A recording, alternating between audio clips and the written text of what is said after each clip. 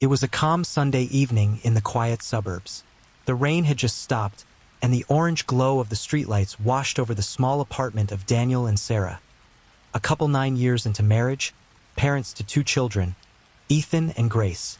Inside, the sound of a ticking clock filled the room, mingling with the low hum of the refrigerator. Sarah stood in the kitchen, tying her headscarf and cleaning up the last of the dinner mess. She glanced at the time. It was 8:47 p.m. Daniel was in the living room, scrolling through work emails, tired but restless. He had been carrying pressure from work deadlines, unpaid bills, and his growing frustration that Sarah was always slow and sluggish in doing things. For years, their marriage had followed this pattern. Daniel rushing, Sarah apologizing, and the silence in between stretching longer each time. Sarah loved her husband deeply, but she often felt like she was walking on eggshells, afraid that any mistake would trigger an outburst. What she didn't know was that Daniel didn't just see slowness. He saw a reflection of his own father's failures, something he swore he'd never repeat. He wanted everything in his home to be in order, but order came at the cost of peace.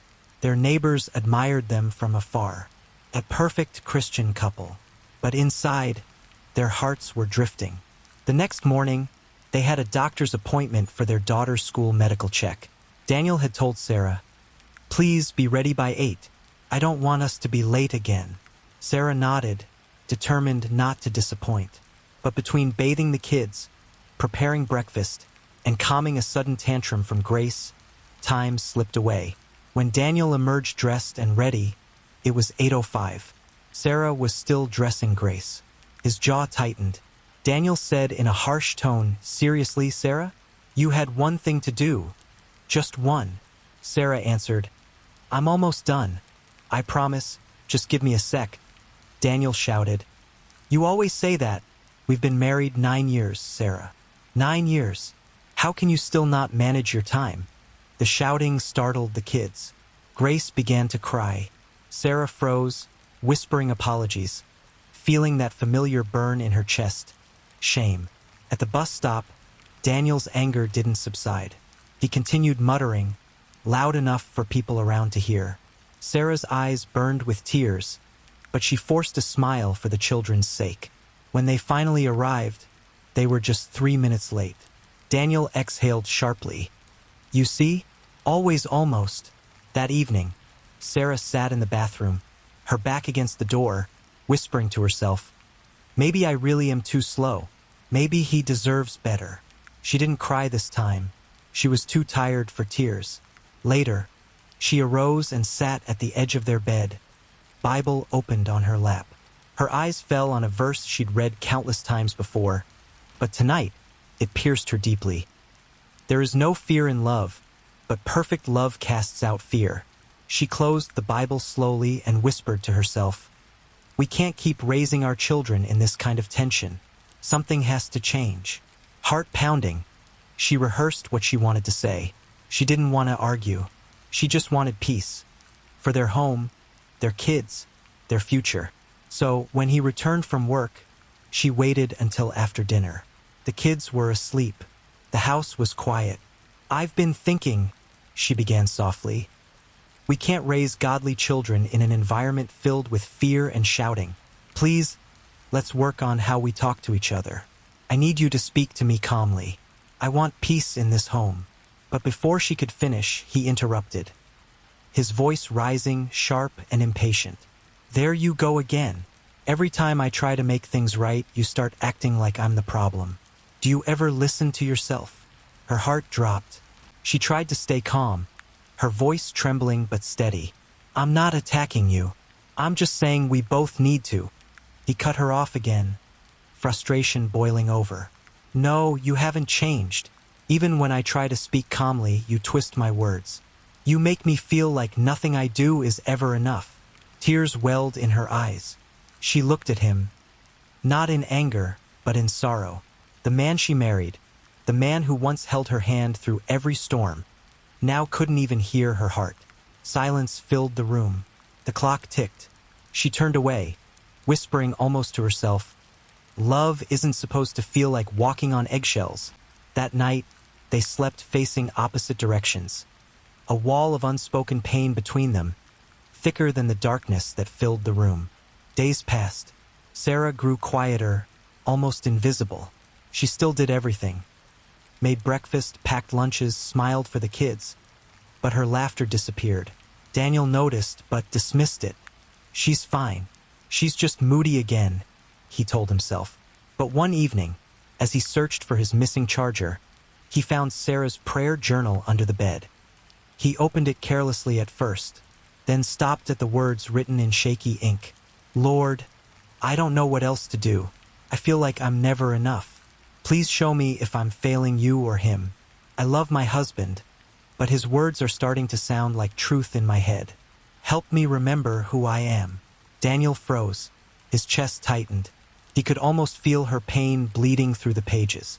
He put the journal down, but the words wouldn't leave him. That night, he couldn't sleep. Memories came flooding. The first day he met Sarah in university. Her laughter, her calm spirit. When did that sparkle disappear? He whispered to himself, "What have I done?" Over the next few days, Daniel started observing her. The way she flinched when he raised his voice, how she avoided looking at him directly. It wasn't respect. It was fear. For the first time, he saw the mirror clearly, and he didn't like the man staring back. Daniel tried to change. He tried to talk softer, to help with chores. But his old habits lingered, the impatience, the edge in his tone. One night, while putting the kids to bed, Ethan asked him innocently, "Daddy, why do you always sound angry with Mummy?" That question pierced him deeper than any sermon could. He walked into the living room and sat silently on the couch, his mind racing. Is this what my kids are learning about love? That shouting means authority? That silence means peace. He remembered his own father shouting at his mother, how much he had hated it. And now he had become the very man he resented. The real mystery wasn't why Sarah was slow. It was why he was so easily angry. He realized it wasn't her speed. It was his insecurity, his fear of losing control, his desire to prove his worth through perfection. And Sarah had become the easiest target for that pain. The next morning, Daniel woke early, determined to make things right. He cooked breakfast, something he hadn't done in years. When Sarah entered the kitchen, surprised, he stood up, tears welling in his eyes. Daniel said calmly, "Sarah, please sit." Sarah, hesitant, replied, "Is everything okay?" "No, it's not," Daniel answered, sitting across Sarah and holding her hands. "I've hurt you deeply, and I kept justifying it because I wanted things my way. I've called you slow, lazy, unworthy, but you've been the strongest person I know. You've carried this home, these kids, and me, even when I didn't deserve it." Sarah's eyes filled. For the first time, he didn't sound like the man who needed to win. He sounded like a man who wanted to heal. "You've always been more than enough. I just didn't see it because I was too blind to notice the beauty in your pace." "I'm sorry, Sarah," Daniel said, truly sorry. Sarah wept. The years of pain seemed to melt in that moment. Not erased, but finally seen. That night, for the first time in a long time, they prayed together. Daniel held her hands and said, "Lord, teach me to love like you, slow to anger, rich in mercy." Peace returned to that home, not because they became perfect, but because they became humble. If you've ever felt unseen, unappreciated, or unworthy in your marriage, hear this. You are not what someone's anger calls you. You are who God says you are, valuable, capable, and deeply loved. And if you've been the one hurting the person you love, remember, healing begins not when you're right, but when you're humble enough to allow God heal you. Drop "Restore" in the comments if you're praying for peace in your home. Subscribe to Hearts Restored for more true-to-life marriage stories that reveal the heart of God for couples. Like, comment, and share this video. You might save a marriage today.